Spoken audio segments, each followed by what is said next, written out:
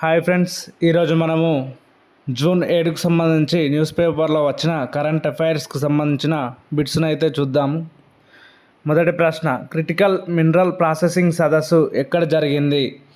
ఢిల్లీలో జరిగింది. ఇది ఇండియా హ్యాబిటేట్ సెంటర్లో జరిగింది.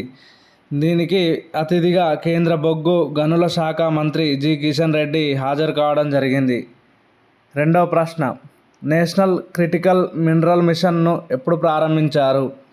జనవరి 2025లో ప్రారంభించడం జరిగింది. ఈ మిషన్కు 34,000 కోట్లను కేటాయించడం జరిగింది. ఇందులో కేంద్ర ప్రభుత్వ రంగ సంస్థలు సుమారు 18,000 కోట్లకు పైగా పెట్టుబడులు పెట్టనున్నట్లు ప్రభుత్వం అయితే ప్రకటించడం జరిగింది. ఇప్పటి వరకు దేశం క్రిటికల్ మినరల్స్ని 100% దిగుమతిపైనే ఆధారపడడం జరుగుతుంది. ఈ మిషన్ ద్వారా ఈ క్రిటికల్ మినరల్స్ ఉత్పత్తిలో స్వావలంబన సాధించాలని ప్రభుత్వం ఈ మిషన్ను ప్రారంభించడం జరిగింది. నేషనల్ క్రిటికల్ మినరల్ మిషన్లో భాగంగా భారతదేశం ఎన్ని ఖనిజాల జాబితాను విడుదల చేయడం జరిగింది? ఆన్సర్, 30 ఖనిజాల జాబితాను ప్రకటించడం జరిగింది. అవి యాంటిమోనీ, బెరీలియం, బిస్మత్, కోబాల్ట్, రాగి, gallium, germanium, graphite, lithium, nickel, tungsten, selenium, vanadium వంటి ఖనిజాలను కీలకమైన ఖనిజాల జాబితాలో భారతదేశం చేర్చడం జరిగింది. నాలుగవ ప్రశ్న, అర్జెంటీనాలోని కటమర్కా ప్రావిన్స్లో ఏ కేంద్ర ప్రభుత్వ సంస్థ లిథియం వెలికితీతను ప్రారంభించింది? ఆన్సర్, కబిల్ అనగా ఖనిజ్ బిదేశ్ ఇండియా లిమిటెడ్. ఈ సంస్థ విదేశాలలో ఖనిజాలను వెలికి తీయడానికి ఏర్పాటు చేయడం జరిగింది.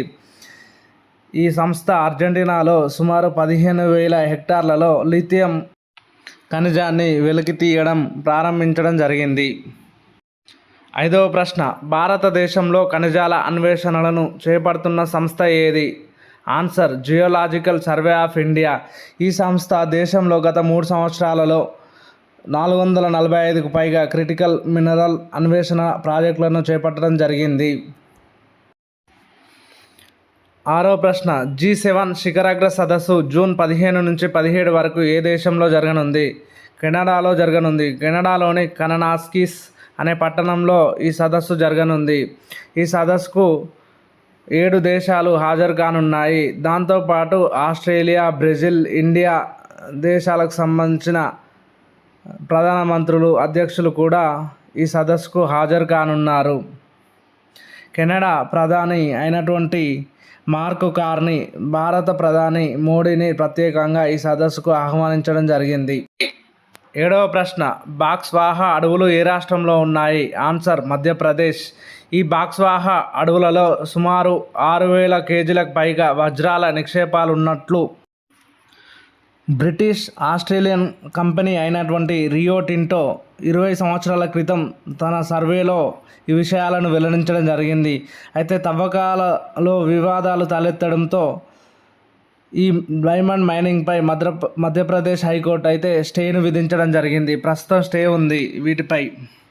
ఎనిమిదవ ప్రశ్న, రోడ్డు ప్రమాదంలో గాయపడిన బాధితులకు ఆయుష్మాన్ భారత్ ప్రధానమంత్రి జన్ ఆరోగ్య యోజన పథకం కింద నమోదైన ఆసుపత్రులలో ఎంతవరకు ఉచిత వైద్యం అందించనున్నారు? ఆన్సర్, 1.50 లక్షల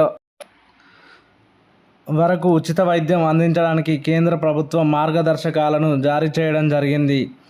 ఈ పథకం కింద 7 రోజుల పాటు రూపాయలు 1.50 లక్షల వరకు వైద్యాన్ని ఉచితంగా పొందడానికి అర్హులని స్పష్టం చేయడం జరిగింది. ఈ సందర్భంగా రోడ్డు ప్రమాదం జరిగిన 24 గంటల తర్వాత ఆసుపత్రికి వెళ్ళిన వారికి ఈ పథకం వర్తించదని కూడా ఈ మార్గదర్శకాలలో పేర్కొనడం జరిగింది.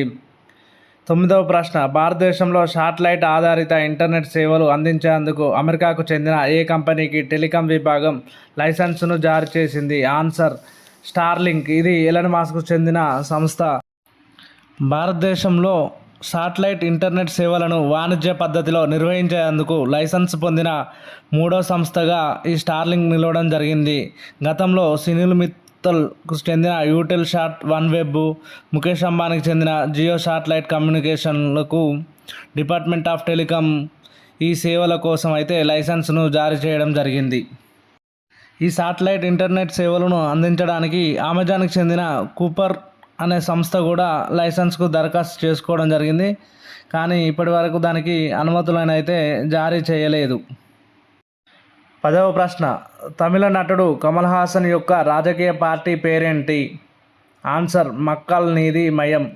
11వ ప్రశ్న, రిజర్వ్ బ్యాంక్ ఆఫ్ ఇండియా ప్రస్తుత గవర్నర్ ఎవరు?